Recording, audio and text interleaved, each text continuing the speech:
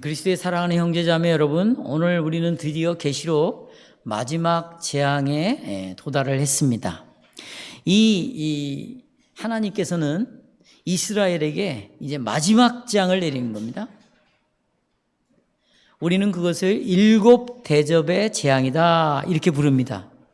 그러나 요한은 그 마지막 일곱 재앙이 이스라엘 위에 내리기 전에 유리 바닷가에서 노래하는 그런 성도들을 보았습니다. 유리 바닷가에서 노래를 부르고 있는 겁니다. 그들의 노래는 어떤 노래인가? 모세의 노래요, 어린 양의 노래인데, 이 노래는 마지막 재앙을 받아서 멸망받는 이스라엘 백성들에게 아주 중요한 이 노래가 증인의 역할을 하는 것입니다. 이 노래는 멸망받는 이스라엘 백성들에게 증인의 역할을 한다라는 것이죠. 이스라엘이 모세와 여호수아에게 배워서 항상 신명기 31장과 2장의 노래를 불렀어요. 불렀던 이 노래가 왜 이스라엘이 지금 하나님께 저주를 받아서 멸망하는지를 분명하게 가르쳐주고 있습니다. 왜 이 사람들이 멸망을 하는가, 이스라엘이. 그것을 이 노래가 가르쳐주고 있다는 것입니다. 그리스도의 사랑하는 형제자매 여러분, 우리도 역시 이 모세와 어린 양의 노래를 배워서 불러야 합니다. 우리 하나님은 전능하신 하나님이에요. 아까 우리가 쭉 성경 읽는 내용 속에 다 나옵니다. 그분은 만국의 왕이시기 때문에 언약을 배반한 자들에게 재앙을 내리시고 얼마든지 환난을 내릴 수 있는 분이십니다. 이 땅에 재앙을 내리고 환난을 내리는 분은 창조주 외에는 없습니다. 여러분의 조상들도 재앙을 내리지 못해, 복을 주지 못해요. 오직 전능하신 하나님, 만국의 왕만이 그럴 수 있다는 것입니다. 또 그렇게 배도한 자들에게 마지막 재앙을 내리시는 것이 주님이 정한 길이에요. 그 길은 그러니까 의롭겠죠. 참된 길이겠죠. 그리고 우리는 언약의 저주를 내리신 이 하나님의 이름을 두려워해야 돼요.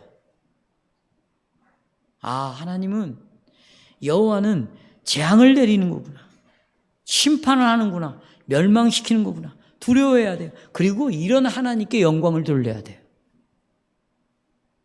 왜냐하면 나를 그 저주에서 구원했고 건져주셨기 때문에 또 영광을 돌려야 되는 거예요. 그리고 이런 배도한 자들을 향하여 이 모세와 어린 양의 노래를 부를 수 있는 자들은 정말 복을 받은 자들입니다. 이 노래를 부른 복자는, 왜냐하면 그들은 불이 섞인 유리바다를 통과한 자들이기 때문입니다.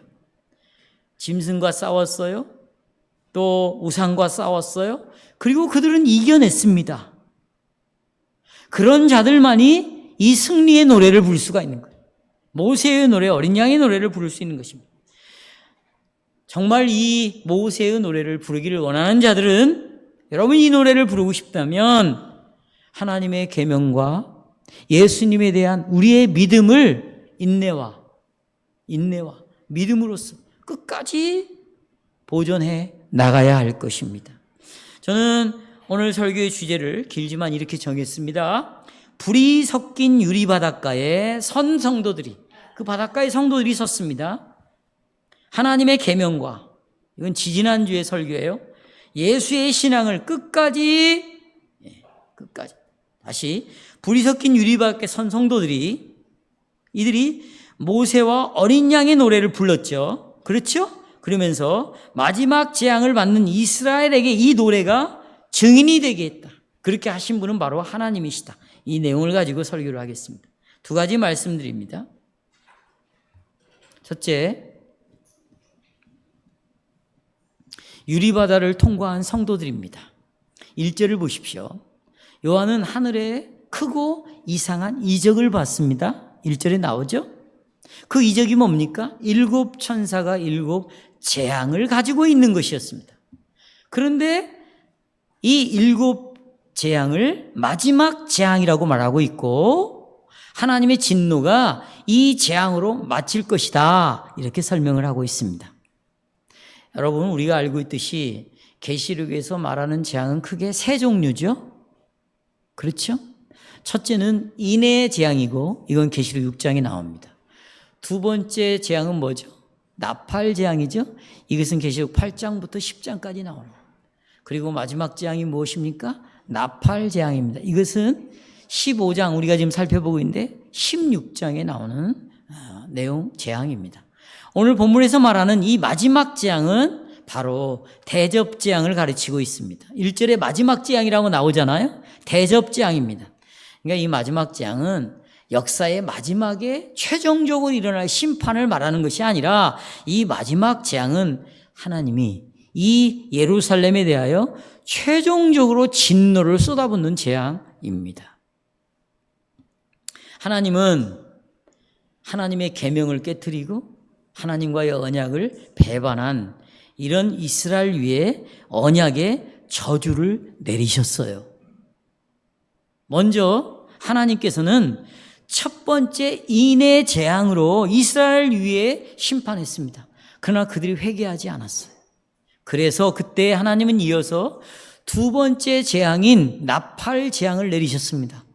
그때도 그들의 마음은 완악해서 돌아오지 않았습니다. 그리고는 마지막 재앙을 내리시는데 이제 이스라엘을 이 지구상에서 완전히 파멸하시기로 작정하시고 마지막 재앙을 내리시기로 한 거죠. 이 마지막 재앙은 7가지 재앙입니다. 7 천사들에 의해서 7가지 재앙이 이제 차례대로 이스라엘 땅 위에 임하게 되는 것이 이게 16장의 내용입니다. 그런데요, 요한이 이 마지막 재앙을 곧바로 들어가기 전에 나팔 재앙을 대접 재앙을 곧바로 들어가기 전에 마지막 재앙 전에 요한이 본 2가지 환상을 여기다가 삽입을 시켜놨어요. 자, 아직 마지막 재앙이 아니에요. 네, 2가지 환상을 보겠습니다. 자, 첫 번째가 2절에 나와 있습니다. 2, 3절 보십시오. 2, 3절 여기 요한이 보니까 불이 섞인 유리바다 같은 것을 보았다 그랬습니다. 그리고 유리바닷가에 성도들이 하나님의 검은고를 가지고 3절에 모세의 노래와 어린 양의 노래를 부르고 있는 것을 요한이 보았습니다. 자, 여러분의 마음속에 특시로 뭐가 궁금하십니까? 유리바다가 뭐지? 그죠? 유리바다. 우리는 이 유리바다를 오늘 처음 접하는 것이 아니에요. 이미 계시록 4장 6절에 유리바다가 등장합니다. 이 유리바다가 하나님 보좌 앞에 있었습니다. 보좌 앞에. 4장에서 유리바다를 어떻게 설명합니까? 요한이 본 유리바다는 성전 보시면 여러분 여러 가지 기물들이 있죠. 그 기물 중에 하나가 물두멍이라는 것이 있어요. 이 물두멍을 유리바다다 이렇게 말하고 있습니다. 이거 출애굽기 30장, 38장, 역대하 4장에 나와 있습니다. 그리고 계시록 4장 6절에서 이것을 상징적으로 우리에게 말해주고 있습니다. 자, 물두멍, 이것을 바다라고 표현을 하는데 왜 그렇게 표현했을까요? 여러분, 물두멍이 바다처럼 넓고 깊어서 그렇습니까? 그렇지 않아요? 역대하 4장을 읽어보면 물두멍의 넓이와 깊이를 설명해 놨는데 물두멍의 넓이가 어느 정도냐? 5m 20밖에 안 돼요. 그러나 상당히 넓은 대야예요. 물을 담은 그릇입니다. 4m 20. 깊이는 2m 25cm밖에 안 됩니다. 이 정도밖에 안 되는 그 물두멍을 바다라고 말할 수는 없습니다. 그렇다면 이 물두멍이 상징하는 것이 뭔가 이렇게 우리가 좀 생각을 해봐야 되겠습니다. 이 물두멍이 어떤 용도로 사용되는가를 알면 이 물두멍이 뭘 의미하는가를 우리가 알 수가 있습니다. 출애굽기 띄워주세요.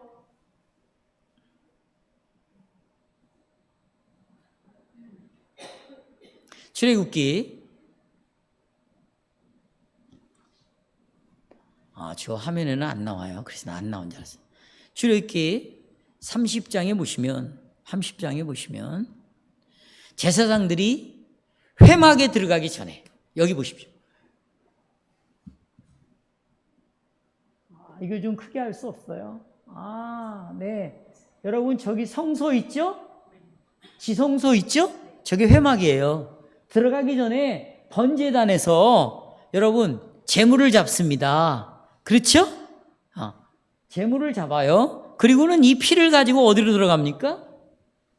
성소 안으로 들어가요. 그러기 전에 반드시 제사장들은 손을 씻고 발을 씻어야 했습니다. 그리고 성소에 들어가요. 만약에 이 성소에 들어가기 전에 손과 발을 씻지 않는다, 그 자리에서 하나님이 죽였어요. 굉장히 저기 손과 발을 씻는 곳이 어디냐? 여러분, 여기 제단 그 다음에 뭐가 있어요? 물두멍이 있죠. 거기서 씻고 어디로 들어가는 거예요? 회막으로 들어가는 거예요. 예. 그렇다면 이 물두멍은 뭐로 말하는가? 여러분, 왜 손발을 씻고 들어오라고 그러겠습니까? 상징적인 의미겠죠. 제사장들도 죄인이에요. 그러니까 일단 그들의 죄를 어떻게? 씻는 거죠. 그러니까 한마디로 물두멍은 뭘 가리키고 있는가? 죄인들의 죄를 깨끗하게 씻어서 거룩하신 하나님 앞에 섬으로 죽임을 당하지 않는 아주 중요한 역할을 한 것이죠. 그러나 여러분, 이 설명이, 제가 말씀드린 이 설명에도 불구하고 물두멍을 바다라고 말하는 거에 대하여 선명하지가 않아요. 이렇다고 바다라고 말할 수 있는가? 선명하지 않습니다. 그래서 여러분, 출애굽기 14장과 고린도전서 10장을 연결해서 여러분에게 설명을 좀 해야 되겠습니다. 이스라엘 백성들이 출애굽해서 어디에 이르러죠? 홍해바다에 이르럽니다. 그렇죠? 그리고 홍해바다 물속으로 들어갑니다. 바다가 갈라지고 그 육지같이 바다를 건넙니다. 이때 바울이 고린도전서 10장 1절 2절에서 이렇게 말합니다. 형제들아, 너희가 알지 못하기를 내가 원하지 아니하노니 우리 조상들이 다 구름 안에 있고 바다 가운데로 지나며 홍해바다를 지나며 모세에게 속하여 다 구름과 바다 사이에서 뭘 받았다. 여기서 이제 문제가 풀립니다. 세례. 그러니까 이스라엘 백성들이 건넜던 홍해바다는 바로 그들이 받은 세례를 상징하는 것입니다. 홍해바다를 건넌 것은 그들이 뭘 받은 것과 같은 거예요? 세례를 받은 거죠. 여러분, 세례가 무엇입니까? 우리가 세례를 물로 받죠. 왜 물로 받습니까? 물로 우리의 더러움을 깨끗이 씻듯이 그 물이 가리키는 건 뭐냐? 예수의 피가 우리의 모든 죄를 깨끗하게 한다라는 그 복음의 약속을 표시하는 것이 세례예요. 그러니까 여러분, 홍해바다가 이스라엘 백성들로 하여금 세례를 받게 했다면 이 홍해바다 자체가 이스라엘 백성들의 죄를 깨끗게 하는 것이 아니라 표시를 한 거예요. 약속의 표시를 하는 것이죠. 그렇죠? 바로 이 세례를 구약에서는 어떻게 설명하는가? 저기 지금 제단과 회막 사이에 뭐가 있어요? 물두멍. 이 물두멍이 바로 세례를 계속해서 선포해주고 있는 그런 역할을 하고 있는 것입니다. 그 동일한 의미에서 그러면 여러분 보세요. 아까 물두멍의 역할을 한 것이 바다에서 세례를 받는 것과 같은 동일한 일을 했다. 그렇다면 물두멍을 뭐라고 부를 수 있는 거예요? 물두멍을 뭐라고 부를 수 있어요? 자, 다시 저를 보세요. 물두멍이 뭘 상징하냐면 세례를 상징했어요. 그렇죠? 네. 물두멍 갖고는 바다라고 말할 수 없다니까요. 그럼 물두멍이 한 역할이 뭐냐? 죄를 씻는 역할을 했단 말이에요. 그런데 이런 역할을 또 한 것이 있어요. 그게 바다예요. 홍해바다. 그러니까 물두멍을 뭐라고 부를 수 있어요? 바다라고 부를 수 있는 거예요. 그래서 유리바다라고 말하는 겁니다. 그리고 왜 유리가 붙었냐? 여러분, 물두멍은 놋을 핀 거예요. 놋은 옛날에 거울 역할을 한 겁니다. 유리 역할을 했어요. 이게 무슨 바다라는 겁니까? 유리바다라는 거예요. 그런데 여러분, 오늘 보면 단순히 이 사실만 말하고 싶은 것이 아니에요. 여기는 세 가지가 덧붙여져 있습니다. 보시면 유리바다는 불이 섞여 있는 유리바다라고 말해요. 불이 섞여 있다. 또 유리바닷가에 서 있는 성도들은 짐승과 그 우상과 이름의 수를 이기고 벗어났다. 둘째. 셋째는 모세의 노래를 부르고 있다. 이 세 가지입니다. 이 세 가지는 우리에게 다시 출애굽 당시에 홍해를 건넜던 이스라엘 백성들을 생각하게 해주는 거예요. 여러분 보십시오. 홍해바다 앞에 이스라엘이 서 있습니다. 진퇴양난이에요. 뒤로 갈 수도 없어요. 왜요? 뒤에는 애굽의 바로의 군사가 지금 쫓아오고 있어요. 앞으로 갈 수도 없어. 홍해바다가 버티고 있으니까. 앞으로 가도 죽어, 뒤로 가도. 이런 상황 속에서 보세요. 하나님이 홍해바다를 가르시죠. 이스라엘 백성들 지나가게 합니다. 바로 뒤쫓아오는 애굽의 군사가 옵니다. 쫓아오죠. 그때 하나님이 어떻게 해요? 이 애굽의 군사를 물에 수장시켜 버리는 거예요. 그러니까 이스라엘 백성들이 지금 홍해바다 앞에 있다라는 것은 굉장히 환난을 당하고 있습니다. 고난 속에 있는 거예요. 뒤는 군인들이 쫓아오고 앞에는 바다가 있으니 이처럼 힘든 시험이 어디 있겠어요. 목숨을 내놓을 만한 시험을 당하고 있는 거잖아요. 근데 하나님께서 거기 원수의 손에서 애굽의 군사를 수장시키고 이스라엘 백성들은 구원해냈습니다. 그때 이스라엘 백성들이 감사를 드렸어요. 구원의 하나님을 노래했습니다. 그렇죠? 똑같아요. 보십시오.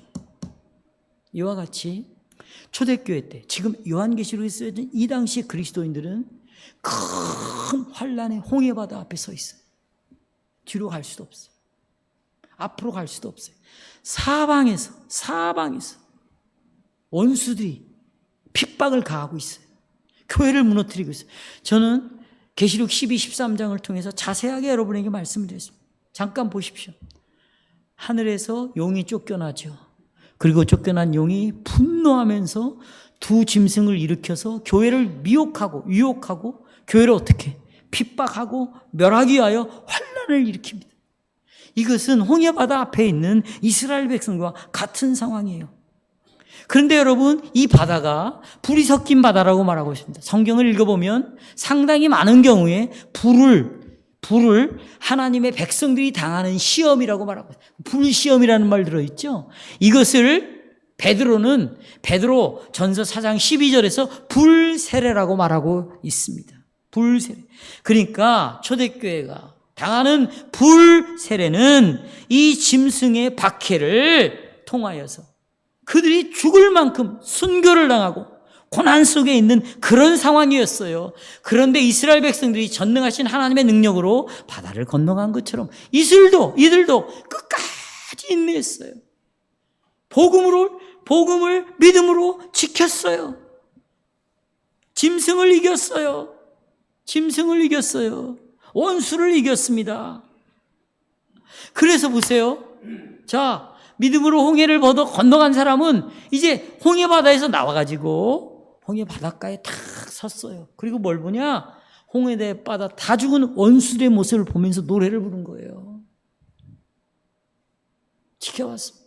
여러분, 이 역사는 어디로 갈까요? 여러분의 인생은 어떻게 끝나겠습니까? 알곡들은 곡간에 쌓이는데 정말 당신은 곡간에 쌓인 알곡입니까? 아니면 가라지입니까? 뭘 통해서 알 수 있습니까? 오늘 나오잖아요. 지금까지 말씀드렸잖아요. 홍해의 바다라는 것은 고난의 강이다. 고난의 바다. 핍박이 옵니다. 어려움이 옵니다.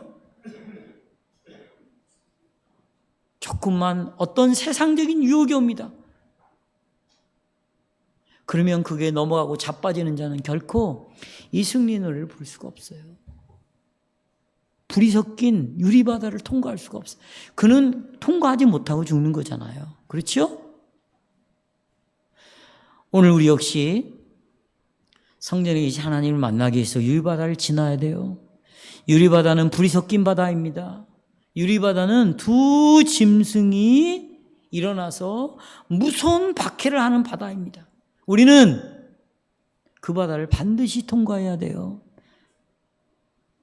오직 그때 우리는 바다 건너서 맞은편에 있는 성막을 볼 수 있는 거예요. 그 성막에 누가 계십니까? 성전에 하나님이죠. 하나님이 우리를 영접해 주는 것이죠. 우리는 그리스도 안에서 영원한 하나님과의 생명의 교제를 누릴 수가 있는 것이에요. 그러니까 나는 이제 예수 믿으니까 무조건 천당? 이건 제가 기독교가 아니라고 여러 차례 말씀을 드렸잖아요. 그렇죠? 오늘 지금 그 얘기를 하고 있는 거예요. 그러므로 여러분, 우리 용과 싸워야 합니다. 짐승과 싸워야 돼요. 그 짐승들이 만들어 놓은 우상과 싸워야 됩니다. 그 이름의 수와 싸워야 돼요. 그렇죠? 저는 계시록 13장을 통해서 두 편의 설교로 이 두 짐승을 여러분에게 말씀드렸습니다. 하나는 바다에서 나오는 짐승인데 이것은 세상 나라가 다 연합해서 가지고 있는 최고의 세상 권세를 가지고 있는 나라다. 그게 로마라고 말씀드렸어요. 그런데 보세요. 여러분, 지금 로마라는 나라가, 같은 나라가 여러분을 핍박합니까? 그런 나라는 없어요. 미국도 아니에요, 여러분. 소련도 아닙니다. 중국도 아니에요, 북한도 아니에요. 그런 나라가 이제 우리를 어렵게 하잖아요. 뭘까요? 지금 우리를 공격하는 게 뭘까요? 여러분 잘 들어보세요. 16세기에는요, 1500년부터 1600년 사이에는 인간의 관심이 하늘에 두었어요. 하늘나라에, 천국에. 그러니까 하나님과 성경에만 관심을 두었는데 이제 관심이 이동을 합니다. 16세기 어디로? 땅으로 이동하죠. 그래서 땅에 있는 자연에 관심을 두는 거예요. 사람에 관심을 두는 것입니다. 여러분이 그래서 보시면 르네상스 운동 때 일어난 그림들, 책, 소설, 시를 다 보면 여러분 주제가 이제 하늘의 세계를 주제로 그림을 그렸다가 이제 어디로 다 내려와요? 땅의 세계로 사람들을 자꾸 그려내기 시작하는 거예요. 그래서 자연과학이라는 게 나와요. 자연과학. 새로운 가치관이 생기기 시작합니다. 새로운 가치관. 그런데 18세기 들어와서요, 이제 땅에 관심을 가졌어요. 그것이 사람과 자연이라고 그러죠. 18세기에는 뭐에 관심을 가냐? 이성 종교라는 게 생깁니다. 실제로. 종교가 생기는데 이성 종교예요. 이성 종교. 그러니까 인간의 이성을 숭배하는 거죠. 예를 들자면 이 이성 종교의 최우두머리가 누구냐면 미국의 세 번째 대통령인 토마스 제퍼슨 대통령입니다. 이 사람은 성경을 만들었어요. 제퍼슨 성경. 이 사람은 이성 종교의 우두머리인데요. 이성으로 이해가 안 되는 건 모두 지워라. 그래서 이성으로 납득이 될 만한 진리만 모아가지고 제퍼슨 성경을 만듭니다. 이게 말하자면 호모데우스라는 거죠. 호모데우스. 조금 이따 제가 설명을 드리겠습니다. 자, 그리고요, 제가 스트라스부르크를 방문한 적이 있어요. 그 프랑스의 아주 북쪽에 있는 아주 아름다운 정말 환상적인 도시인데요. 거기에 아주 오래된 그 교회당이 있습니다. 근데 이 제퍼슨을 중심으로 해가지고 이 교회당에 아주 유명한 교회예요. 거기가 십자가 다 떼버렸어요. 성경과 관련되어 있는 거 전부 금으로 다 막아버렸어요. 금칠을 다 해버렸어요. 이성에게 맞지 않는 것은 다 죽여라. 이게 이성종교예요. 지금도 이성종교를 믿는 사람들이 아주 많이 있잖아요. 그 다음에 19세기 들어와서 또 하나의 종교가 하나 생기는데 그게 인류교입니다. 인류교. 인류를 종교로 생각하는 거예요. 그래서 그 인류에는 계급이 주어져 있는 거예요. 네. 그것을 호모데우스라고 말합니다. 인류 종교를 호모데우스라고 말해요. 그러니까 이제 신이 누구냐? 인간이 되어버리는 것이죠. 네. 그래서 인간이 호모데우스, 최상의 인간이, 그걸 호모데우스라는 말은 슈퍼 인간이에요. 초인류를 만드는 겁니다. 그러기 위해서 그들은 유전자를 연구하고 나노, 인공지능, 뇌과학 이런 것들을, 그래서 인간이 신의 자리에 와서 모든 세상을 지배하는 거죠. 이걸 다른 말로 인류교를 데이터 숭배라고 말합니다. 이 데이터 숭배는 여러분이 아시는 대로 실리콘밸리, 죄송합니다.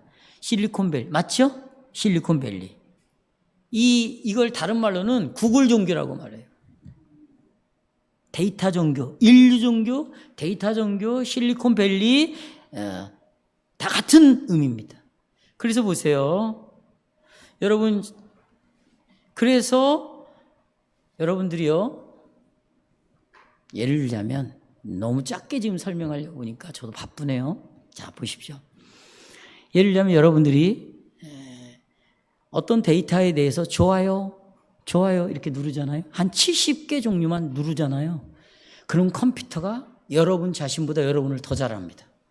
여러분이 예를 들어서 쿠팡에 들어가서 뭐 신발을 하나 사는데 자꾸 검색을 하고 그걸 하나 구매했어요. 그러면 쿠팡에서는 이미 여러분 데이터를 딱 수집합니다. 그리고 여러분이 좋아하는 신발의 종류가 이제 다 뜨기 시작해요. 여러분이 쿠팡을 통해서 어떤 종류의 책을 하나를 선택했습니다. 그러면 관련된 책이 다 뜨는 거죠. 여러분이 이렇게 70종류의 것만 클릭을 해도 이미 구글에서는 여러분에 대한 정보를 거의 완벽하게 다 가지고 있다는 거예요. 근데 이것이 100개, 200개 종류의 좋아요를 누르잖아요. 그러면 여러분을 완전하게 다 파악을 다 해버리는 것이죠. 데이터가 이미 여러분에 관한 데이터, 정보가 이미 다 가지고 있는 거예요.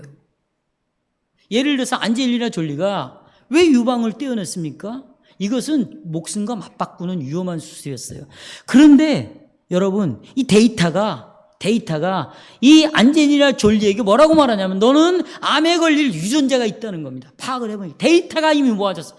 이 안젤리나 졸리의 전 인생을 다 종합을 해가지고 이 데이터가 말하기를 이거 떼어내야 된다. 그래서 떼어놔. 그러니까 안젤리나 졸리는 내가 문제가 있어서 유방 수술을 해야 되겠다. 스스로 결정한 것이 아니라 데이터가 떼어내라고 하니까 뭐 한 거예요? 떼어낸 거죠.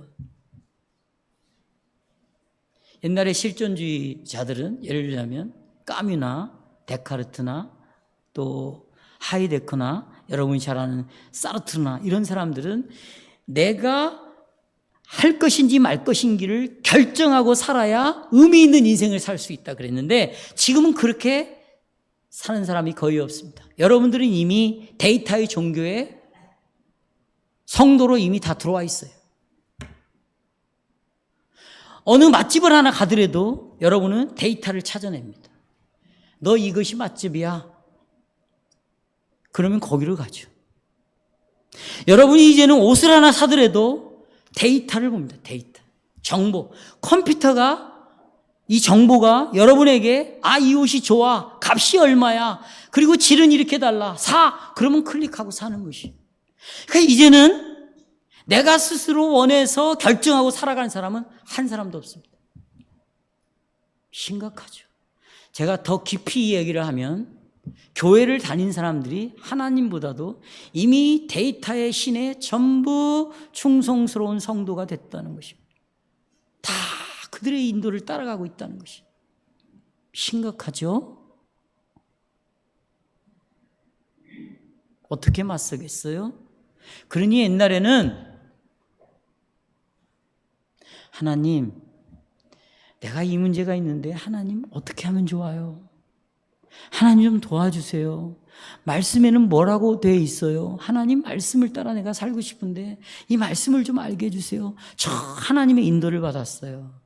근데 그런 성도들, 목사들조차도 이제 그런 사람을 찾기가 어렵게 됐어요. 기도하지 않습니다. 기도하지 않아요. 이런 시대에 여러분 지금 이 복음을 믿는다고 이 자리에 앉아 있습니다. 이 권세를 어떻게 이미 종교적으로도 수많은 설교를 듣고 있습니다. 유튜브를 통해서. 그래서 이미 입력이 다 되어 있어요. 실은 그것이 인격적으로 들은 설교가 아니에요. 무슨 이 목사 설교 듣고 저 목사 설교. 여러분 그 얼굴을 맞대고 여러분이 설교를 들었어요? 여러분 그 교회를 다니면서 설교를 듣고 있나요? 아니잖아요. 근데 이미 데이터가 여기 안에 들어와 있어요. 그래서 자기 신앙이 만들어지는 거예요. 이게 지금 가상신앙이라는 거예요. 이건 실제로 그 사람의 신앙이 아니에요.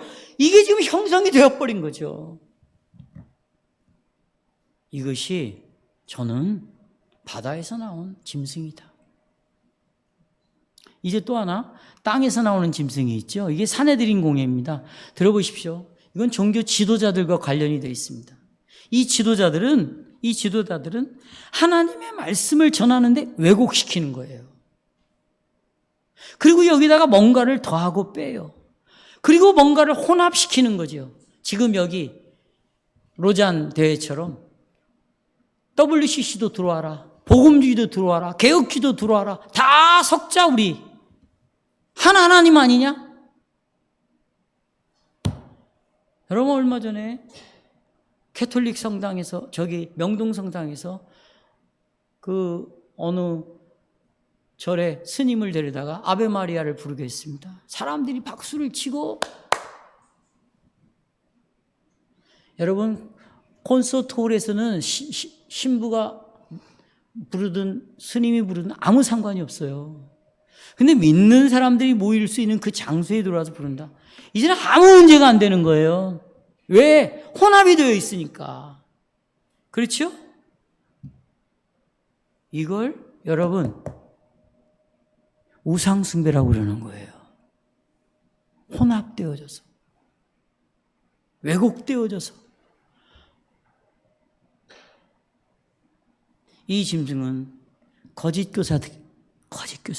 그리고 그들이 만들어 놓은 설교, 그들이 만들어 놓은 교리, 그리고 그들의 통치 방식, 교회를 이끌어가는 방식, 이런 것과 싸워야 된다.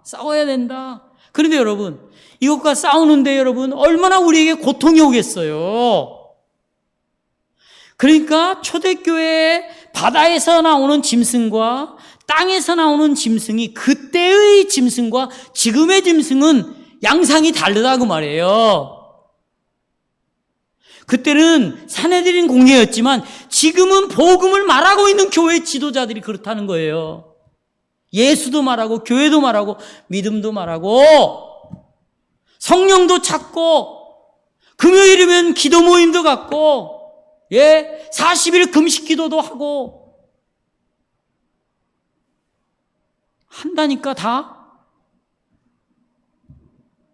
이들과 싸우는 이 고통은 외부에서 내부에서 다 일어납니다. 달라요 우리는 지금. 그런데 이 순수한 복음의 교리를 우리가 지금 하나씩 배워가면서 이전에 잘못 알고 있던 그런 것들이 내 뼛속 깊이 들어와서 습관이 되어버렸단 말이죠.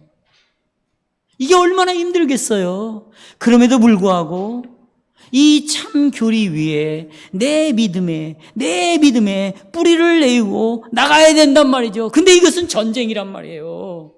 이건 굉장한 수고와 내 안에 충돌이 생기고 이웃과도 충돌이 생길 수 있어요. 이럴 때 우리가 생각해야 될 것은 여러분 이걸 생각해야 돼요. 내 안에 일어난 이 갈등, 이 싸움을 할 때 감정으로 돌아가면 안 돼, 절대. 경험으로 돌아가면 안 된다고요. 어디로 돌아와야 돼요? 말씀으로 돌아와야 돼요. 이 생각을 하는 거죠. 내가 지금 돌아가는 것이 하나님의 말씀이냐? 아니면 내가 지금 경험해왔던 것이 또 살아나는 거냐? 내 감정이 또 살아나는 거냐? 이거예요, 여러분. 참 연약한 얘기 또 하나 할게요. 제가 월요일 성경 공부에 굉장히 시험이 들었어요. 내용은 말하지 않겠어요. 가기가 싫었어요, 여러분. 근데 제가 말씀을 묵상하고 기도하면서 이렇게 기도가 나왔어요. 하나님, 지금 내가 이렇게 부정적인 생각을 갖는 것이 정말 성령으로부터 온 생각입니까? 성경으로부터 나오는 겁니까? 아니면 상황에 의해서 생기는 내 감정입니까? 근데 곧바로 내가 감정인 걸 알았어요. 그리고는 하나님, 제가 이런 마귀적인 생각을 갖고 여기에 나가는 것은 합당치 않으니 제가 이제부터 믿음, 내 고백적으로 정말 성령을 따라 공부해 나가겠습니다. 근데요, 그 자리에 갔는데요, 너무 기쁘고요, 내가 너무나 교만했다는 자신을 보기 시작했어요. 왜냐하면 이 월요 모임이 없었으면 이 교회도 존재할 수가 없었던 거예요. 얼마나 이 모임을 통해서 성령이 일하셨는가. 내가 얼마나 교만한 생각을 갖고 조금 안다고, 조금 더 많이 이해하고 있다고.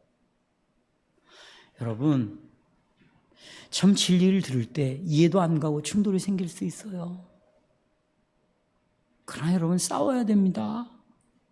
끝까지 이겨야 돼요. 그리고 마음을 성령께 맡기세요. 여러분, 마음이 누구의 것입니까? 내 몸과 영혼이 그리스도의 것이라고 그러잖아요. 여러분, 이 수고를 게으르지 마. 게을러선 절대 안 됩니다. 성도 여러분, 저와 함께 이 싸움을 계속 싸웁시다. 그리고 여러분, 이 불이 섞인 유리바다, 이 고난의 바다, 핍박의 바다, 우리를 미혹하는 이 바다를 건너서 우리가 승리의 노래를 부릅시다. 주께 영광을 돌립시다. 두 번째로, 이 유리바닷가에서 부른 노래입니다. 이게 지금 모세의 노래라고 되어 있어요. 그런데 이 내용을, 이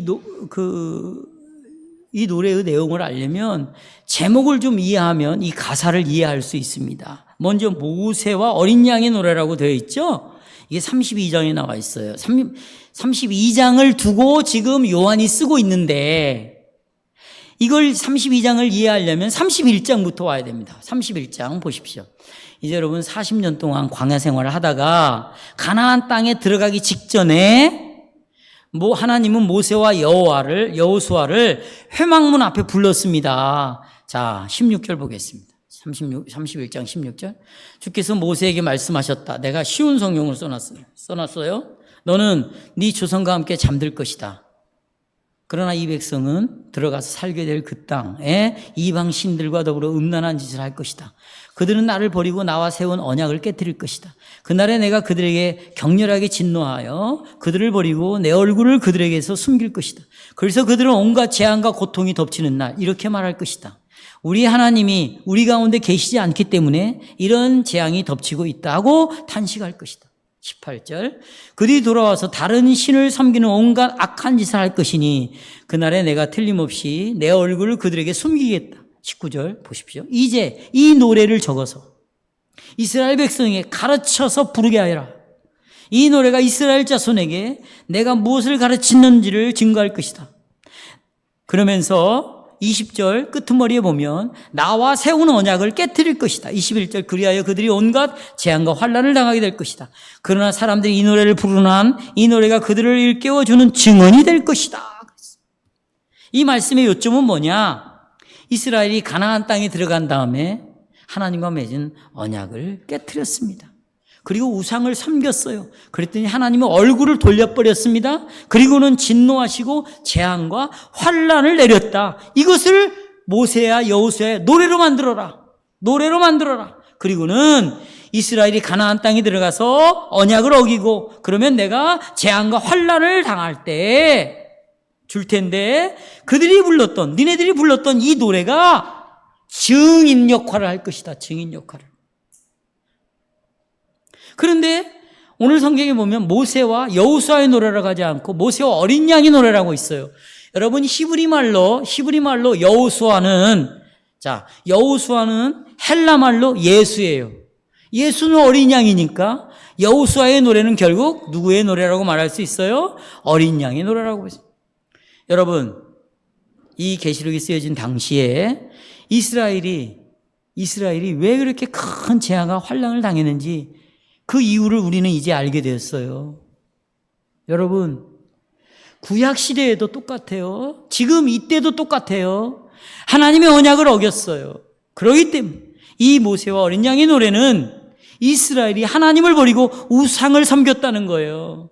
짐승을 섬겼다는 거예요. 그들이 만든 교리를 가지고 새로운 하나님을 만들었습니다. 그들의 정치 형태를 가지고 이 교회를 그리스도의 교회가 아니라 강도의 구례로 만들어버렸어요. 우상을 섬겼어요. 그러니 하나님이 어떻게 이스라엘을 완전히 버리셨다는 거예요. 그 상황을 노래로 부르고 이런 일이 있을 때 그 노래를 부름으로 니네들이 왜 이렇게 하나님으로부터 심판을 받았는지를 알아라 그 말이에요.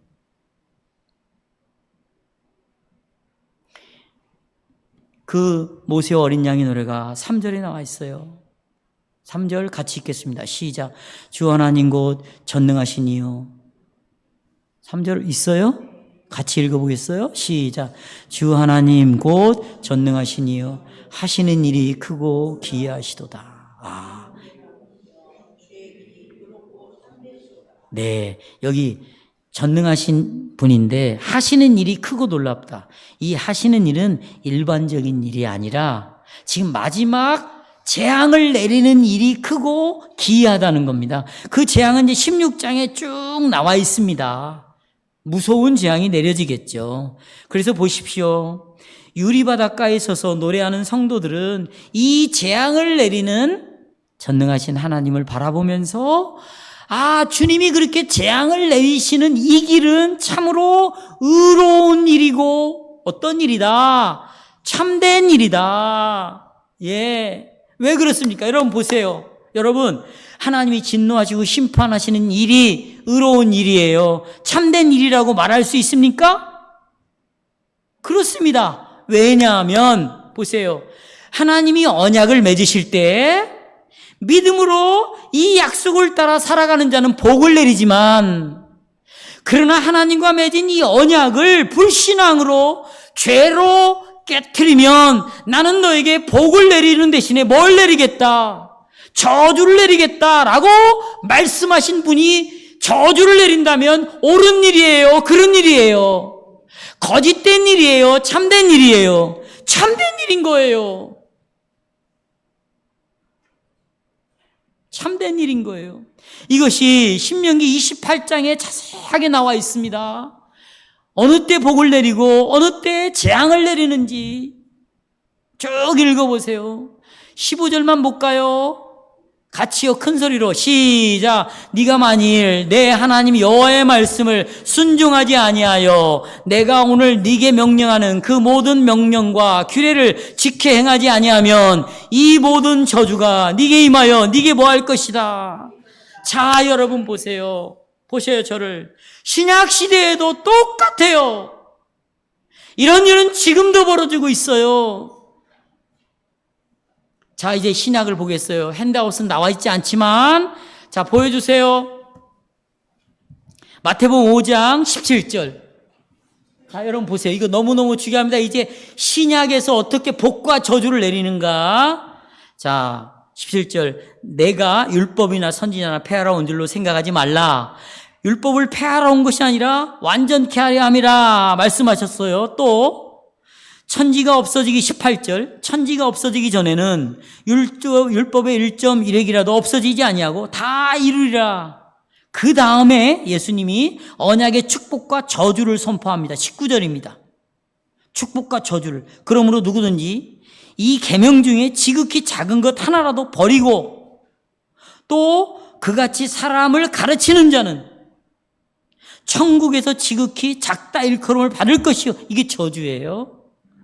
누구든지 이를 행하며 가르치는 자는 천국에서 크다 일컬음을 받으리라. 이게 복입니다.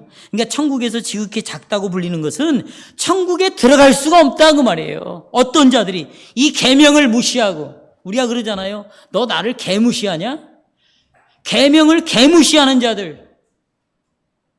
여러분, 자, 시간이 없으니까 반대로 이 계명을 끝까지 믿음으로 지키는 자들, 이런 자들은 천국에서 지극히 크다. 천국을 기업으로 상속받는다. 그러면서 요한복음 21장에서 14장 21절에서 보십시오. 자, 여기 봐요. 나의 계명을 지키는 자라야 나를 뭐하는 자다. 지키지 않으면서 자기는 예수를 믿는데 그건 예수를 믿지 않는 거죠. 사랑하지 않는 거예요, 여러분. 내가 예수를 믿게 되었다. 이 말은 나는 예수님을 사랑하게 되었다는 거예요. 하나님이 세상을 이처럼 모아사 그 사랑을 받았으면 나도 예수님을 사랑하게 된 거예요. 사랑은 뭘로 나타나냐? 계명을 지키는 걸로 나타난다. 나의 계명을 지키는 자라야 나를 사랑하는 자다 하시면서 언약의 축복을 선포하는데요. 복을 말해요. 나를 사랑하는 자는 보세요. 복이 뭔지. 내 아버지께 뭘 받아요? 나도 그를 사랑해서 그에게 어떤데요? 반대로 주님의 계명을 지키지 않잖아요. 주님을 뭐하지 않는 자? 사랑하지 않는 자예요. 사랑하지 않는 자는 그에게 하나님이 나타날까 안 나타날까? 이 말은 뭐냐면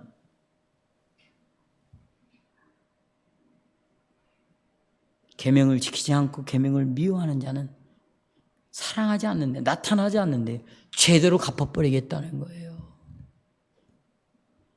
예수님 보세요. 마태복음 28장 보십시오. 너희는 가서 모든 족속으로 제자를 삼으라 그랬죠? 그리고 뭘 주래요? 아버지 아들과 성령의 이름으로 뭘 주래요? 세례를 주. 그 다음이 중요해. 내가 너에게 분부한 모든 것을 뭐하라? 가르쳐라. 그리고 뭐하게 하라? 지키게 하라는 거예요. 계시록의 22장에 뭐라고 나와 있어요? 이 언약의 책에 기록된 대로 거기서 하나라도 빼거나 더하면 생명나무에 거룩한 성에 천국에 들어갈 수 있다 없다. 여러분 지금 나는 여러분들이 보세요. 구원받았냐 이걸 묻고 있는 게 아니에요. 언약을 맺었잖아요. 언약의 표로 세례를 가지고 있잖아요. 성찬에 참여하잖아요. 택하신 족속이에요. 여기서 택하신 족속 그러니까 구원으로 택했다고 생각하는 사람들이 너무 많아. 그 말이 아닙니다. 왕 같은 제사장들이에요. 거룩한 소유예요. 그러나 언약을 깨트리면 그리스도의 말씀을 하나라도 버리면 복음을 변질시키면 내 멋대로 교회를 이루어가면 하나님은 어떻게 해? 지금도 뭘 내린다? 저주를 내린다는 거예요. 그런데 여러분 모세의 노래를 부르는 사람은 하나님 그런 저주를 내리신 하나님이 옳습니다. 맞습니다. 그렇게 하셔야 됩니다. 하나님. 왜요? 하나님은 언약을 맺을 때 우리에게 그렇게 약속하지 않았습니까? 그래서 우리는 이런 언약을 깨트린 자에게 저주를 내리는 그 하나님 앞에서 믿음을 지키는 우리는 두려워합니다. 하나님을 우습게 여기지 않습니다. 가볍게 하나님을 취급하지 않습니다. 우리는 하나님을 두려워합니다. 그리고 정말 어떻게 하면 하나님을 영화롭게 할 것인가 그 생각하면서 하나님을 대합니다. 여러분 언약의 복과 저주를 빼버리니 그 하나님이 얼마나 우스운 하나님이 되겠어요. 지 마음대로 살아도 자기는 예수를 믿는다는 거죠.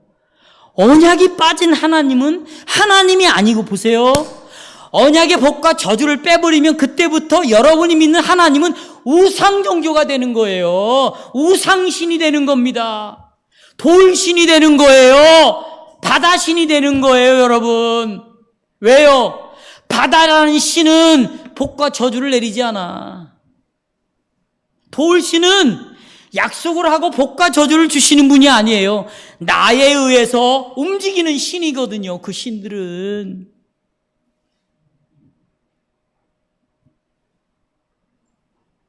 말씀을 맺겠습니다. 자, 저를 보십시오. 우리는 이미 저주를 받아 진노를 받아 저주를 받아 죽어도 이미 죽었어야 돼요. 보십시오. 그런데 그 자리에 누가 오셨습니까? 예수님이 오셨습니다. 예수님이 대신 내 진노를 짊어지셨습니다. 보라 세상 죄를 지고 가는 어린 양이로다. 그리고 우리는 진노 대신에 하나님의 복을 얻을 수 있는 보좌 앞으로 나가게 됐습니다. 은혜를 입었습니다. 그러나 보십시오. 이렇게 예수의 피로 깨끗하게 씻음받은 우리들은 불이 섞인 유리바다를 지나가야 돼요. 환난을 통과해야 돼요. 핍박을 통과해야 돼요. 여러분 자신 안에서 일어나는 수많은 부정적인 생각들과 싸워 이겨야 되는 것이 이겨야 돼요. 하지만 우리는 이 싸움에서 성령이 도와주십니다. 하나님의 말씀이 우리로 하여금 불이 섞인 유리바다를 이기게 하실 거예요. 지나가도록 할 거예요. 그러니 여러분, 끝까지 인내하십시오. 믿음으로 싸워 이기시기를 바랍니다.